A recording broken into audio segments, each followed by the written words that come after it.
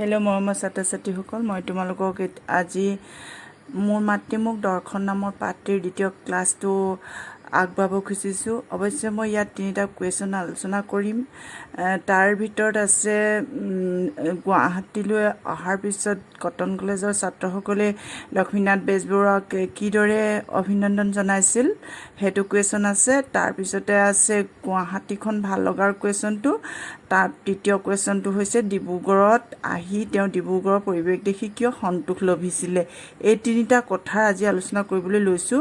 তোমালোকক কুৱেশ্যনকেইটা দেখুৱাই থকা হৈছে আৰু মই কিতাপৰ পৃষ্ঠাবিলাক দেখুৱাই দিছোঁ। কোনটো পৃষ্ঠাত আছে উত্তৰটো সেইটো কথা তোমালোকে জানিব পাৰিবা। গতিকে প্ৰথম প্ৰশ্নটো মই ক'বলৈ গৈছোঁ এতিয়া 10 পৃষ্ঠাত আছে। 10 পৃষ্ঠাত তেওঁ ধুনীয়াকৈ লিখিছে নিজৰ কথাৰে, নিজৰ প্ৰকাশভংগীৰে। তেওঁৰ যি উৎকৃষ্ট প্ৰকাশভংগী, নিমজ কথাশৈলীৰ তেওঁ দেখিবলৈ পাবা। তাত যে এটা কথা কৈছে ইয়াত যে সেই দেখি তাক আগ্ৰহ কৰিবৰ উপায় নাই। দিনেও আবেলিৰ পৰা মোৰ গাত অলপ অলপ জ্বৰ উঠি সেই জ্বৰ প্ৰায় 8খিনি মানৰ পৰা ৰাতিলৈকে থাকিছিল। কিন্তু মই গুৱাহাটী পালতে বৰ আনন্দৰ হেঁচাত বোধ কৰোঁ মেলেৰিয়াত টেপা খাই পলৰীয়া হ'ল। যদিও সি তাৰ লগৰীয়া কৰ্পটিক মোৰ গাত চৰিবলৈ এৰি থৈ যাবলৈ পাহৰা নাছিল। কটন কলেজৰ মোৰ ছাত্ৰ বন্ধুসকলে সেইদিনাই গধূলি সভা পাতি মোক অভিনন্দন দি সন্মানিত কৰিলে। অৰ্থাৎ কটন কলেজৰ ছাত্ৰসকলে কেনেধৰণে অভিনন্দন জনালে, তেওঁক সন্মান জনালে, সেইখিনি কথা সুন্দৰভাৱে আছে। গতিকে তাত তেওঁলোকে কি কৰি দেখুৱালে, তেওঁলোকে ইংৰাজী আৰু অসমীয়া ভাষাত সুন্দৰ বক্তৃতা দি দেখুৱালে, ওজাপালি সুন্দৰভাৱে পৰিৱেশন কৰি দেখুৱালে আৰু হাস্যৰসপূৰ্ণ বিয়াহৰ গীত গাই সুন্দৰ অংগী ভংগীৰে গাই সুন্দৰকৈ তেওঁলোকে তেওঁ অহাৰ কাৰণেই সেইখিনি অভিনন্দন জনাবৰ কাৰণে সেইখিনি তেওঁলোকে সাংস্কৃতিক দিশটোত যে তেওঁলোকৰ উত্তৰণ ঘটিছে, তেওঁলোকে যে ইংৰাজী আৰু অসমীয়া ভাষাটো সলসলীয়াকৈ বক্তৃতা প্ৰদান কৰিব পাৰে আদি কথা সুন্দৰকৈ তেওঁলোকে প্ৰদৰ্শন কৰিব পাৰিছিল। গতিকে এইখিনি দেখি তেওঁৰ বৰ ভাল লাগি গ'ল। গতিকে তেওঁ লিখিছে যথা নিযুক্ত হস্মি তথা কৰুমি। তোমালোকে পৃষ্ঠাটোত পঢ়ি ল'বা আৰু গম পাই যাবা যে যথা নিযুক্ত হস্মি তথা কৰুমি নামৰ যিটো শ্লোক তেওঁ সেইটো ইয়াত দিছে। শেষৰ ফালে ইয়াৰ অৰ্থটোও দি দিছে। তোমালোকে অৰ্থটো চাবলৈ গ'লে পৃষ্ঠা বেলেগ এটা পৃষ্ঠালৈ তোমালোক গুচি যাবগৈ লাগিব। তাত দি থৈছে তেওঁ পৃষ্ঠা 22 পৃষ্ঠাত চাব পাৰিবা। যথা নিযুক্ত হস্মি তথা কৰ্মী অৰ্থটো সংস্কৃতৰ এই পদটিৰ অৰ্থ দি থৈছে যে তেওঁ যিদৰে নিযুক্তি বা যি কামৰ বাবে নিযুক্তি হৈছোঁ তাকে কৰিছোঁ। অৰ্থটো সেইটোৱে, যথা নিযুক্ত হস্মি তথা কৰুমি এইবুলি তেওঁ কৈছে। পৃষ্ঠাটো তোমালোকে পঢ়ি ল'বা। অৰ্থাৎ তেওঁ জৰীয়াগাৰে অৰ্থাৎ মেলেৰিয়া হোৱা ভাগেই তেওঁ অভিনন্দন জনোৱা সভালৈ গৈছে আৰু ডেকাসকলক উৎসাহিত কৰিছে আৰু তেওঁলোকৰ আশা পূৰণ কৰিছে।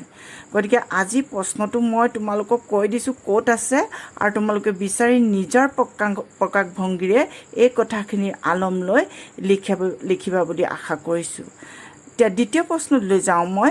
দ্বিতীয় প্ৰশ্নটো হৈছে গুৱাহাটীখন তেওঁৰ কিয় ভাল লাগে। এই প্ৰশ্নটোৰ উত্তৰ কৰিবলৈ যাওঁতে তিনিটা দিশ বিচাৰিছে, তিনিটা কাৰণ বিচাৰিছে কি কাৰণে গুৱাহাটীখন ভাল লাগে। 9 পৃষ্ঠাটো মই দেখুৱাই আছোঁ তোমালোকক। 9 পৃষ্ঠাত তোমালোকে পাবা তিনিটা দিশ দেখুৱাইছে। প্ৰাকৃতিক সৌন্দৰ্য, গুৱাহাটীৰ প্ৰাকৃতিক সৌন্দৰ্য, ঐতিহাসিক উৎকৰ্ষ গুৱাহাটীৰ আৰু প্ৰাচীন জ্ঞান গৌৰৱৰ গৰিমা, এই তিনিটা দিশ দেখুৱাইছে। তাৰোপৰি গুৱাহাটীখন ভাল লগাৰ কাৰণ এটা তেওঁ তাৰ আগৰ পৃষ্ঠাটোত অৰ্থাৎ 8 নম্বৰ পৃষ্ঠাটোত দিছে যে জ্ঞান আৰু মাজিও নামৰ দুজন ব্যক্তি তেওঁ গুৱাহাটীত আছে। তেওঁৰ বৰ অন্তৰংগ তেওঁলোক। এই মাজিও হৈছে আচলতে চন্দ্ৰকুমাৰ আগৰৱালা আৰু জ্ঞান হৈছে এজন বেৰিষ্টাৰ, তেওঁৰ নাম মিষ্টাৰ জে বৰুৱা। তেওঁ আৰ্ল কলেজৰ তেতিয়াৰ প্ৰিন্সিপাল আছিল। এই দুজনৰ ঘৰ থকাৰ কাৰণে তেওঁ গুৱাহাটীলৈ মুখ কৰিলেই তেওঁৰ সুখৰ লহৰি উঠে বুলি কৈছে আৰু ভাল লাগি যায় তেওঁ গুৱাহাটীখন ভাল লগাৰ এইটো এটা কাৰণ দেখুৱাব পাৰি কিন্তু তোমালোকক দেখিবলৈ দিছে এতিয়া প্ৰশ্নটোত প্ৰাকৃতিক তিনিটা দিশে লিখিবলৈ কৈছে তিনিটা কাৰণ লিখিবলৈ কৈছে গতিকে প্ৰাকৃতিক সৌন্দৰ্য ঐতিহাসিক উৎকৰ্ষ আৰু প্ৰাচীন জ্ঞান গৌৰৱৰ গৰিমা এই তিনিটা দিশৰ কথাই লিখিবা গতিকে গুৱাহাটীখন ভাল লগাৰ কাৰণ যে এখন দেখিবলৈ ধুনীয়া ঠাই প্ৰাকৃতিক সৌন্দৰ্য বৰ মনোমোহা ৰমণীয় গতিকে সেইকাৰণে ভাল লাগে ঐতিহাসিক উৎকৰ্ষ আছে ইয়াত ঐতিহাসিক দিশ আছে গতিকে ভাল লাগে তেওঁৰ প্ৰাচীন জ্ঞান গৌৰৱৰ যি জ্ঞান চৰ্চাৰ এখন স্থলী বুলি ক'ব পাৰি বশিষ্ঠাশ্ৰমখনকে আদি কৰি বহু দিশ আছে প্ৰাচীন কালৰ যি জ্ঞান চৰ্চাৰ দিশবোৰ ইয়াত উন্মোচন হ'ব গৱেষণা কৰিলে বা তথ্যানুসন্ধিতসকলৰ কাৰণে ইয়াত যে বহুত তথ্য আছে সেই কথাও ইয়াত বৰ্ণনা কৰিছে গতিকে এইখিনি কাৰণে গুৱাহাটীখন তেওঁৰ ভাল লাগে প্ৰাচীন গৌৰৱৰ স্থলী বুলি ক'ব পাৰি প্ৰাচীন কালৰ পৰা জ্ঞান চৰ্চাৰ স্থলী বুলি ক'ব পাৰি আৰু গৱেষণাৰ বহুত উচ্চ ইয়াত আছে বুলি তেখেতে কয় সেইকাৰণে গুৱাহাটীখন তেখেতৰ বৰ ভাল লাগে বুলি উল্লেখ কৰিছে এতিয়া আহিলোঁ আমি তৃতীয় প্ৰশ্নটো ডিব্ৰুগড়খন তেওঁ তেতিয়া দিনত ডিব্ৰুগড় বুলি কৈছিলে ডিব্ৰুগড় আজিকালি কিন্তু তেতিয়া দিনত কৈছিলে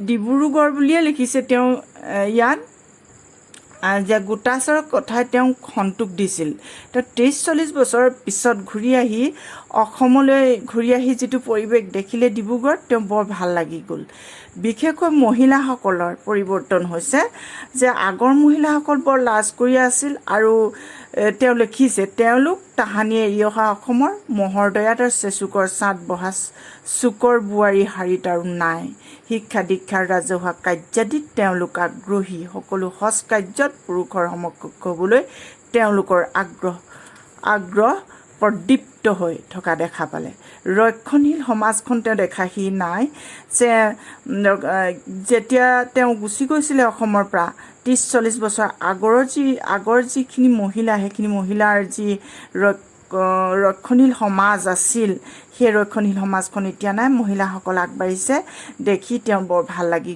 গৈছে আৰু কিছুমান মহিলা ইমান সুন্দৰকৈ বক্তৃতা দিব পাৰে বা লাজ সংকোচ বা তেওঁলোকৰ কমনীয়তা আছে সুন্দৰকৈ তেওঁলোকে নিজৰ সুলভ গাম্ভীৰ্য আৰু কমনীয়তা চুলি মানুহ হ্ৰাস কৰিবলৈ তেওঁলোকে দিয়া নাই তথাপি তেওঁলোকে পুৰুষৰ সমানে আগবাঢ়ি যোৱা দেখি তেওঁ যে ভাল লাগি গৈছিলে সেই কথা